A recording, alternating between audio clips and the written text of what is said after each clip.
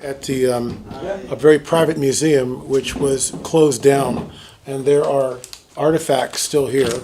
The public obviously doesn't get to see this. This was a private museum. The artifacts are still here. Apparently there are mummies in another room.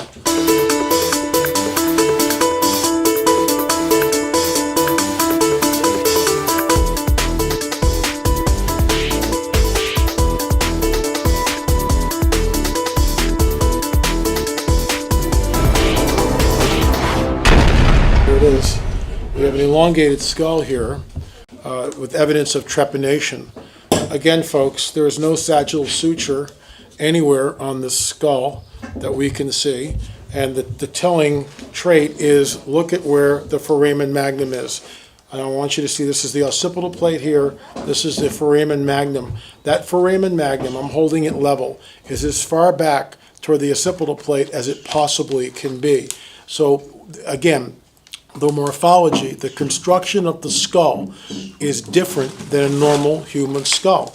And we need to address this. And so far, no one has really done a study on this, with the exception of one of our archaeologists on our team, Rick Woodward, who's done a stellar job. And Rick, I know I'll be showing this to you momentarily, and I'm sure you'll weigh in on it. So we've got the morphology of the construction of this is not human. You can see that in order for this skull to be balanced, it would more than likely, at least this is we're positing that a much longer neck would be needed. Our archaeologist Mondo Gonzalez is also on the site. Mondo, your thoughts on this? Well, what I think what would be interesting is to get the other one and get the normal one, which is sitting back there, and seeing the difference. Like you said, this is something that we've been watching and researching on all the skulls that we've been extracting from. And notice the foramen magnum on this skull also is pushed all the way back towards the occipital plate. This is a genetic trait that is only found, that we've only found in the Paracas skulls. It is not human, in our opinion. Or if it is human, it's certainly a different branch than Homo sapiens sapien. Okay,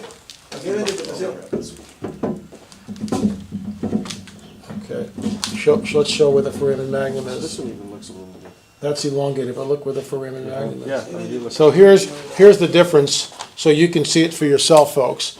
Here's the foramen magnum of the elongated skull that I got in my hand, and here's the foramen magnum of probably a normal human skull. Notice that it's centered and balanced. Notice this one is all the way pushed back to the occipital plate. The morphology of the Paracas skulls are different.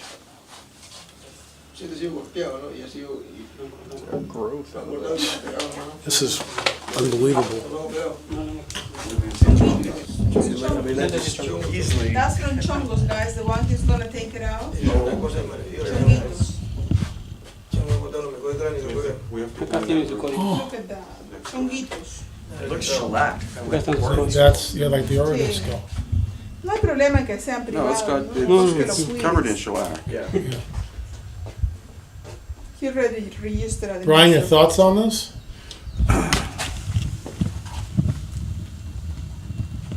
Well, this one has been, it's got its code from the Ministry of Culture, so it's registered.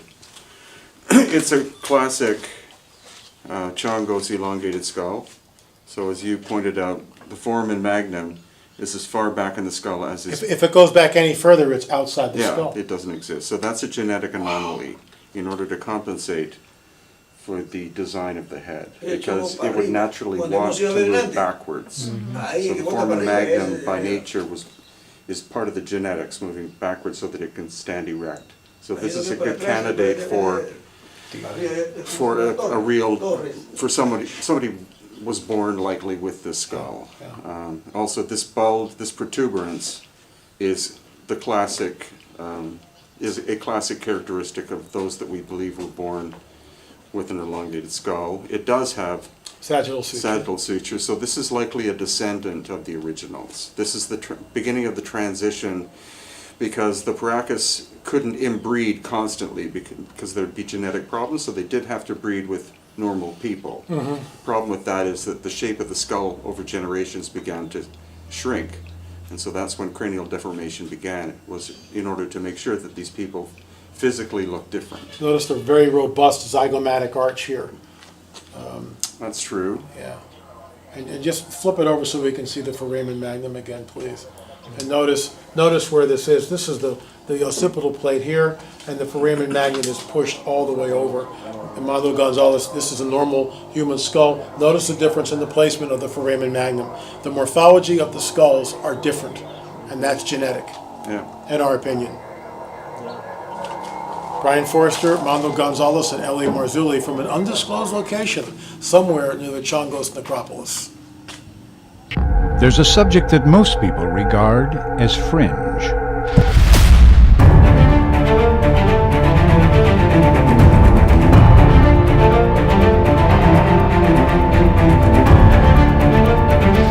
Yet the people in this film have seen something.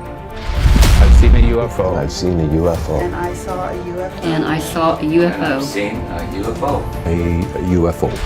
People from all walks of life have come on the record in their own words, and their testimony is true. Join me as we explore the folks who have had encounters in their own words.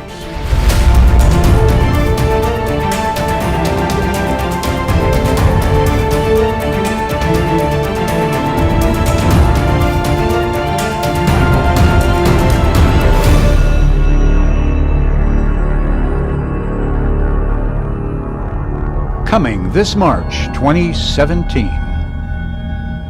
At the a very private museum which was closed down, and there are artifacts still here. The public obviously doesn't get to see this. This was a private museum. The artifacts are still here. Apparently there are mummies in another room.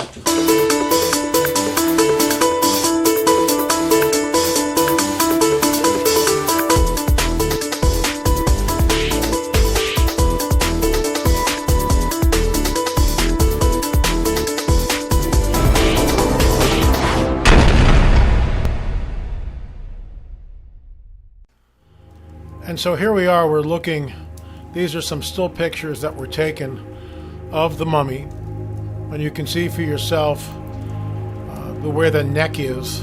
We're very interested in how the neck attaches to the body and if there are extra vertebrae that are present there.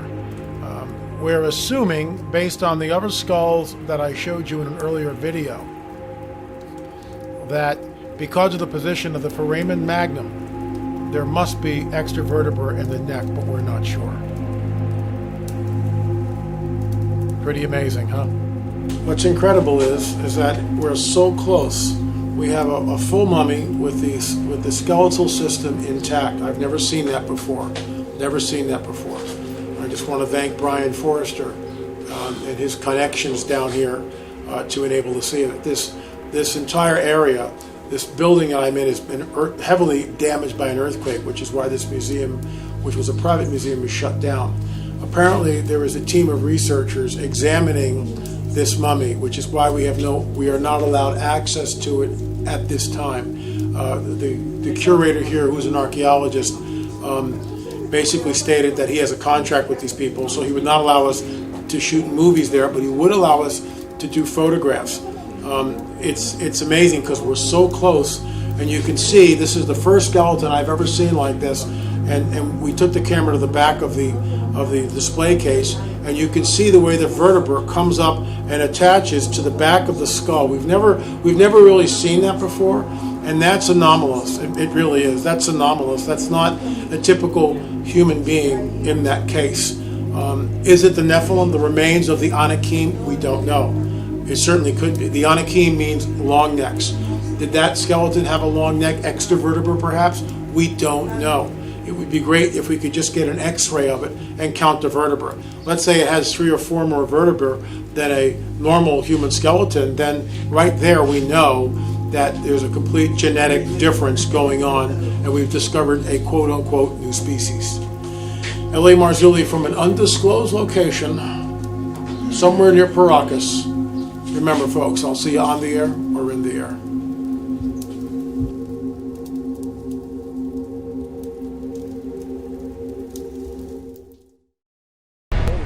I'm here at Corral And as things work out, all things work together for good. We got up to the gate here, and the chain was locked. And I'll just lift this up here. We were locked out, and so our guide Fernando had to take us back to the curator or the caretaker, the night watchman of the entire complex here, corral. So this gentleman, Senor Roberto, was nice enough to bring us here and lock us. But I got to thinking, he spends nights here, and there are a lot of things that he may or may not see. So I'm going to ask him a question. Has Senor Roberto seen any weird lights in the sky or anything weird? ¿Alguna vez ha visto algo raro en el cielo de todo el tiempo que tiene trabajando aquí? En una oportunidad yo he tenido y es algo también por esta ruta porque tengo mi carro. Entonces al venir por esta ruta a eso de las 10, 11 de la noche a veces entro porque regreso de mi trabajo, regreso de mi domicilio. Y en esta parte alta se ve unos brillos que al momento de acercarse desaparece, ¿no? Ya no se ve, entonces uno se sorprende como si estuvieran arriba quemando algo, pero acá nadie sube, es difícil, pero no hay. When he came back from their home, because he lives in another part, Okay. at night, 10, 11 at night, he used to saw over this mountain in our left, Okay. lights. Okay. But when he's far, when he close next to the mountains, nothing. It's like a fire over the mountain, but he don't have any explanation for that light. Would you ask him if he knows what UFOs are? UFO, flying saucer. Ask him. See? So I understand. UFOs. UFOs. Yeah, UFOs. Yeah. ¿Si ha visto alguna vez platillos o algo? No, por acá no hemos visto eso. No hemos visto eso, pero cuando hemos subido, en alguna ocasión hemos subido en la parte alta, eso se desvía y hay restos arqueológicos en la parte alta. Y ahí se ve una parte como que está quemado y muchos piensan de que es porque cayó un rayo en alguna época. They found it Pero no over the top of the mountain. Yes. Burned places. Burned places. Burnt places. Burnt Yeah, places. burnt places. Also archaeological remains there, rest. But they talk about probably was. ¿Qué dijo que era? Que ha caído en alguna época un rayo, ¿no? Un rayo ha caído en una época y ha dejado esa huella. Pero no es. Like a light ray, like a laser? Like a laser? Yeah. Ask him about the spirit woman that he sees over the pyramid. Y los espíritus que. Bueno, sí hay trabajadores, incluso policías que han trabajado acá y ellos venían a hacer servicio de ronda en la noche, ¿no? Por el anfiteatro, por la ¿cómo se llama? Hasta la plaza principal. Yeah. Por ahí vieron silueta de mujer, ¿no? De mujer, así de negro, ¿no? Pelo corto, pero de negro. Y que se desapareció y ellos vinieron un poco espantados cuando llegaron al campamento. Speak loudly. Okay, he saw policemen who guards this place at night. Okay.